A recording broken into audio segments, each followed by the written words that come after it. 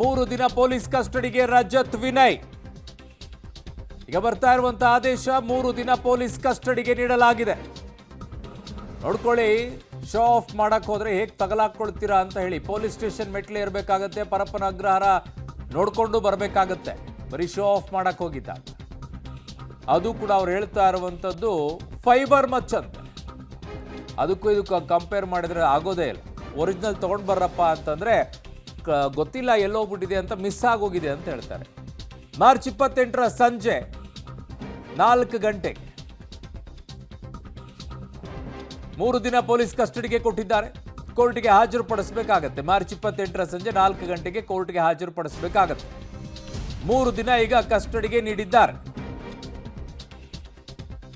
ಅಲ್ಲಿಯವರೆಗೂ ಕೂಡ ಪೊಲೀಸರು ಈಗ ವಿಚಾರಣೆಯನ್ನ ಮಾಡ್ತಾರೆ. ಪೊಲೀಸ್ ಕಸ್ಟಡಿ ಅಂತಂದ್ರೆ ಪೊಲೀಸ್ ಸ್ಟೇಷನ್ ಅಲ್ಲೇ ಇರಬೇಕಾಗತ್ತೆ, ಅಲ್ಲೇ ಕಾಲವನ್ನ ಕಳಿಬೇಕಾಗತ್ತೆ, ಅಲ್ಲೇ ಇರುವಂತ ಸೆಲ್ನಲ್ಲೇ ಇರಬೇಕಾಗತ್ತೆ. ಪರಪ್ಪನಗ್ರಹಾರ ಜೈಲಿಗೆ ಏನು ಕಳಿಸಲ್ಲ ಅವ್ರನ್ನ. ನ್ಯಾಯಾಂಗ ಬಂಧನ ಕೊಟ್ಟಾಗ ಅಲ್ಲಿಗೆ ಇರ್ತಾ ಇದ್ರು. ಬಟ್ ಈಗ 3 ದಿನ ಕಸ್ಟಡಿಗೆ ಕೊಟ್ಟಿದ್ದಾರೆ. ಇನ್ನೂ ಕೂಡ ಒರಿಜಿನಲ್ ಮಚ್ಚು ಪತ್ತೆಯಾಗಿಲ್ಲ.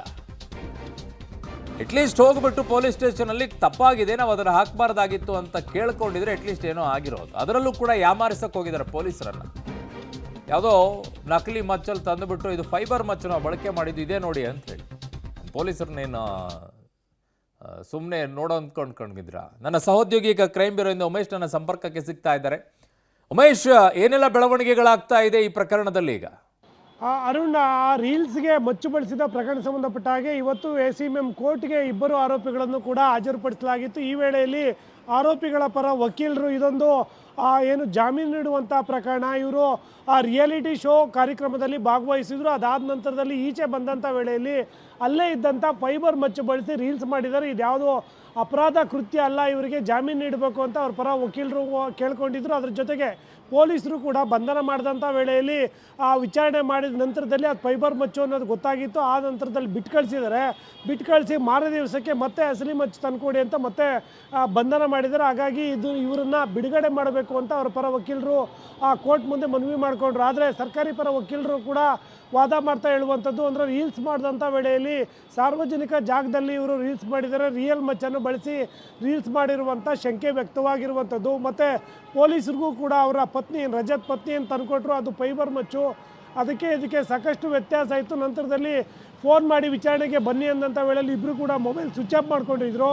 ಬೆಳಗ್ಗೆ 10:00 ಕರೆದ್ರೆ ಮಧ್ಯಾಹ್ನ 2:00 ವಿಚಾರಣೆಗೆ ಹಾಜರಾಗಿರುವಂಥದ್ದು. ಅರ್ಧ ಗಂಟೆಗಳಲ್ಲಿ ಆ ಫೈಬರ್ ಮಚ್ಚು ಕೊಡಿಸ್ತೀವಿ ಅಂತ ಹೇಳಿದಂಥವ್ರು ಇಲ್ಲಿವರೆಗೂ ಕೂಡ ರಿಯಲ್ ಬಳಸಿದಂಥ ಮಚ್ಚನ್ನು ಕೊಟ್ಟಿಲ್ಲ. ಬದಲಾಗಿ ಸ್ಥಳ ಮಾಜರು ಮಾಡೋಂಥ ವೇಳೆಯಲ್ಲಿ ನಾವು ರಿಯಲ್ ಮಚ್ಚು ಬಳಸಿದ್ದೀವಿ ಅನ್ನೋದ್ರ ಮಾಹಿತಿಯನ್ನು ಕೂಡ ಪೊಲೀಸರು ಕಲೆಕ್ಟ್ ಮಾಡಿದ್ದಾರೆ. ಆದರೆ ಇಲ್ಲಿವರೆಗೂ ಕೂಡ ರಿಯಲ್ ಮಚ್ಚನ್ನು ಎಲ್ಲಿದೆ ಅನ್ನೋದ್ರ ಬಗ್ಗೆ ಯಾರೂ ಕೂಡ ಹೇಳ್ಕೊತಾ ಇಲ್ಲ. ಯಾಕೆಂದರೆ ರಜತ್ ಕೇಳಿದ್ರೆ ವಿನಯ್ ಹೇಳ್ತಾರೆ, ವಿನಯ್ ಕೇಳಿದ್ರೆ ಆ ಸೆಟ್ಟಲ್ಲಿ ತೊಗೊಂಡ್ವಿ, ಅದು ಯಾರು ಇಟ್ಕೊಂಡಿದ್ರು ಅನ್ನೋದು ಗೊತ್ತಿಲ್ಲ ಅಂತಾರೆ.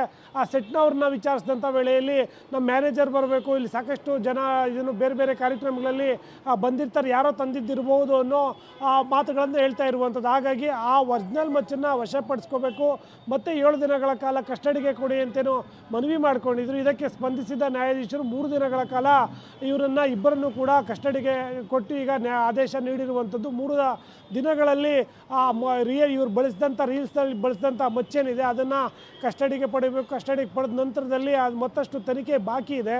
ಹಾಗಾಗಿ ಈಗ ಸದ್ಯಕ್ಕೆ ಇಬ್ಬರನ್ನು ಕೂಡ 3 ದಿನಗಳ ಕಾಲ ಈಗ ಕಸ್ಟಡಿಗೆ ನೀಡಿ ಆದೇಶ ನೀಡಿರುವಂಥದ್ದು. ಅರುಣ್, ಓಕೆ, ಇಲ್ಲಿಯವರೆಗೂ ಕೂಡ ಮಚ್ಚು ಎಲ್ಲಿದೆ ಏನು ಎತ್ತ ಅನ್ನುವಂಥದ್ದನ್ನು ಬಾಯೇ ಬಿಟ್ಟಿಲ್ವಾ, ಅಥವಾ ಒಪ್ಕೊಂಡಿದ್ದಾರಾ ಹೌದು ಅದು ಒರಿಜಿನಲ್ ಮಚ್ಚೆ ಆಗಿತ್ತು ಬಟ್ ಅದು ಎಲ್ಲಿದೆ ಅಂತ ಗೊತ್ತಿಲ್ಲ ಅಂತ ಹೇಳ್ತಾ ಇದ್ದಾರೆ? ಏನು ಕತೆ ಇವರಿಬ್ಬರದ್ದು?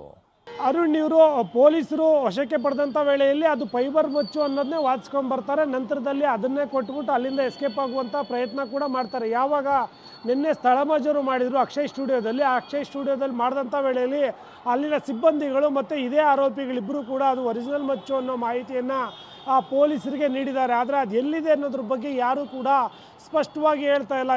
ಅವ್ರು ಕೇಳಿದರೆ ಸೆಟ್ನವರು ಆ ಕಾರ್ಯಕ್ರಮದ ನಿಮಿತ್ತ ರಿಯಾಲಿಟಿ ಶೋ ಇತ್ತು, ಆ ರಿಯಾಲಿಟಿ ಶೋ ಮುಗಿದ ನಂತರದಲ್ಲಿ ಅಲ್ಲಿ ಯಾರೋ ಹುಡುಗರ ಹತ್ರ ಮಚ್ಚಿತ್ತು, ಅದನ್ನು ತಗೊಂಡು ನಾವು ರೀಲ್ಸ್ ಮಾಡಿದ್ದೀವಿ ಅಂತ ಹೇಳುವಂಥದ್ದು. ಆದರೆ ಆ ಹುಡುಗರು ಯಾರು ಅನ್ನೋದ್ರ ಬಗ್ಗೆ ಕೇಳಿದ್ರೆ ಯಾರಿಗೂ ಕೂಡ ಸ್ಪಷ್ಟತೆ ಇಲ್ಲ. ಸೆಟ್ನವರು ಇಲ್ಲಿ ನೂರಾರು ಜನ ಕೆಲಸ ಮಾಡ್ತಾರೆ, ಅದರಲ್ಲಿ ಯಾರು ತಂದು ಇಟ್ಟಿದ್ರು ಅನ್ನೋದು ಗೊತ್ತಿಲ್ಲ. ಮತ್ತು ಆ ಕಾರ್ಯಕ್ರಮ ಮುಗಿದ ಮೇಲೆ ಆ ಐಟಮ್ ಏನಿದೆ ಅದು ಆ ವಸ್ತು ಏನಿದೆ ಅದನ್ನು ಅವರೇ ವಾಪಸ್ ತಗೊಂಡೋಗಿರ್ತಾರೆ ಅನ್ನೋ ನಿಟ್ಟಿನಲ್ಲಿ ಒಂದು ರೀತಿಯಾಗಿ ಉತ್ತರ ಕೊಡ್ತಾ ಇರುವಂಥದ್ದು. ಹಾಗಾಗಿ ಪೊಲೀಸರು ಕೂಡ ಈಗಾಗಲೇ ಆ ಸೆಟ್ನವರಿಗೆ ನೋಟಿಸ್ ನೀಡಿ ಯಾರೆಲ್ಲ ನೆನೆ ಆವತ್ತಿನ ದಿವಸದಲ್ಲಿ ಭಾಗವಹಿಸಿದ್ರು, ಅವತ್ತು ರಿಯಲ್ ಮಚ್ ಬಳಸಿದ್ದು ಹೌದಾ ಅನ್ನೋದ್ರ ಬಗ್ಗೆ ಕೂಡ ವಿಚಾರಣೆ ಮಾಡಬೇಕಾಗಿದೆ. ಅವ್ರಿಗೂ ಕೂಡ ನೋಟಿಸ್ ನೀಡುವಂಥ ಕೆಲಸ ಮಾಡಿದ್ದಾರೆ. ಈಗ ಒಂದು ಕಡೆ ಆ ಸೆಟ್ನವರಿಗೆ ನೋಟಿಸ್ ನೀಡಿ ವಿಚಾರಣೆ ಮಾಡುವಂಥದ್ದು, ಆ ವಿಚಾರಣೆ ಮಾಡಿದಂಥ ವೇಳೆಯಲ್ಲಿ ಇವರು ಬಳಸಿದಂಥ ಮಚ್ಚು ಯಾರು ಕೊಟ್ಟರು, ಅದು ಎಲ್ಲಿದೆ ಅನ್ನೋದ್ರ ಬಗ್ಗೆ ವಿಚಾರಣೆ ಮಾಡಬೇಕಾಗುತ್ತೆ. ಮತ್ತು ಇವರು ಇಬ್ಬರು ಆರೋಪಿಗಳು ಕೂಡ ಸ್ಪಷ್ಟವಾಗಿ ಮಾಹಿತಿ ನೀಡ್ತಾ ಇಲ್ಲ ವಿಚಾರಣೆಯಲ್ಲಿ. ಮೊದಲಿಗೆ ಅಂದರೆ ರೀಲ್ಸ್ಗೆ ಬಳಸಿದಂಥ ಮಚ್ಚು ಅದು ರಿಯಲ್ ಆಗಿ ಬಳಸಿದ್ದಲ್ಲ ಅಂತಾರೆ. ನಿನ್ನೆ ವಿಚಾರಣೆ ವೇಳೆಯಲ್ಲಿ ರಿಯಲ್ ಮಚ್ಚು ಯಾರೋ ತಂದುಕೊಟ್ಟು ಅದನ್ನು ಬಳಸಿದ್ದೀವಿ ನಮಗೆ ಗೊತ್ತಿಲ್ಲ ಅಂತಾರೆ. ಈ ರೀತಿಯಾಗಿ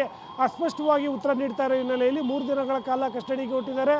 ಈಗ 3 ದಿನಗಳಲ್ಲಿ ಕೂಡ ಆ ರೀಲ್ಸಲ್ಲಿ ಬಳಸಿದ್ದ ಮಚ್ಚು ರಿಯಲ್ಲ ಅಥವಾ ಫೇಕಾ, ಒಂದು ವೇಳೆಯಲ್ಲಿ ಫೇಕ್ ಆಗಿದ್ದರೆ ಅಥವಾ ರಿಯಲ್ ಆಗಿದ್ದರೂ ಕೂಡ ಅದನ್ನು ಕಸ್ಟಡಿಗೆ ಪಡೆದು ಅದು ಎರಡೂ ತಾಳೆ ಮಾಡಿ ನೋಡ್ತಾರೆ. ಎರಡೂ ಕೂಡ ಒಂದೇ ಆದ ನಂತರದಲ್ಲಿ 3 ದಿನಗಳ ನಂತರದಲ್ಲಿ ನ್ಯಾಯಾಧೀಶರ ಮುಂದೆ ಮತ್ತೆ ಹಾಜರುಪಡಿಸಬೇಕಾಗುತ್ತೆ. ಅರುಣ್.